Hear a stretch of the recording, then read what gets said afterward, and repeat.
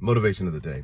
You know, a few days out of the week, I will go to the gym on base super early because I like to run on the outdoor track where it's like fairly safe and not a lot of people can see me because I don't like a lot of people to see me run. Well, when I do this, I get ready in our bathroom and I don't want to wake Kristen up. So I will only turn the light on once the bathroom door is closed. I'll do my thing, get ready for the gym, brush my teeth, all that stuff. And then when I leave the bathroom, I know already I'm not gonna turn the light on in the room. So what am I gonna do when I walk out? Because if I just turn the light off and walk out the bathroom, I'm gonna trip over something or I'm gonna be noisy and it's gonna be just as bad as turning the light on and waking her up. So what I do is I turn the light off in the bathroom and then I stay in there for a minute. I know you're probably thinking so you just stand in the bathroom in the dark? Yes. Because that gives me some time to let my eyes adjust to a low light environment. So when I walk out of the bathroom with the lights off, I can see where I'm going and I'm not tripping over things and making loud noises and stuff. Even though sometimes it happens, but most of the time it works out really great.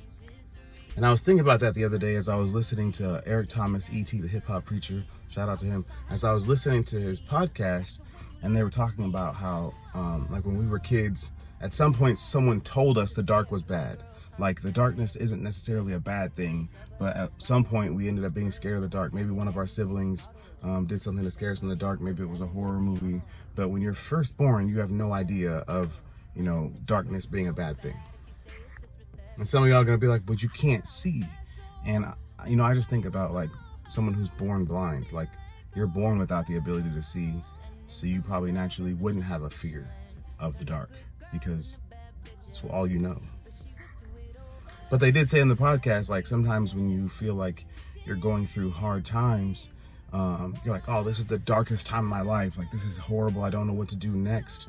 But when you're walking through a room and someone turns the lights off, you stop, right? So you don't trip over something or so something bad doesn't happen. What if the reason why it's called dark times is because that's the time when you're supposed to pause and stop and sort your stuff out? Here's the part that I want to add to it. In dark times, you're supposed to pause and stop and sort your stuff out, but you're also supposed to let yourself adjust to that situation and then press on, because that darkness that you're experiencing might be your new normal for a while, and you might have to find your way around the dark for a little while. So you should give yourself time to adjust. And beyond that, like I said about me in the room, sometimes I still would trip over something and make some noise. Sometimes you're still gonna have issues working your way through that dark time, but it doesn't mean it's not a time for you to pause, readjust, and figure your stuff out. I know there's somebody specifically watching this that's going through dark times right now. I'm not saying that I know one of my friends that's going through, no, I'm saying I know somebody watching this has to be going through something hard right now, through a dark time. So take this moment and reflect and think about, what am I supposed to get from this moment? Why am I supposed to pause right now? Am I going in the wrong direction? Is that not the person that I'm supposed to be with? Is this not the job that I'm supposed to have? Is this not the way I'm supposed to be talking to people I love? Maybe it's time for you to pause and work your way through the situation. Yeah, I like that. Have a nice day.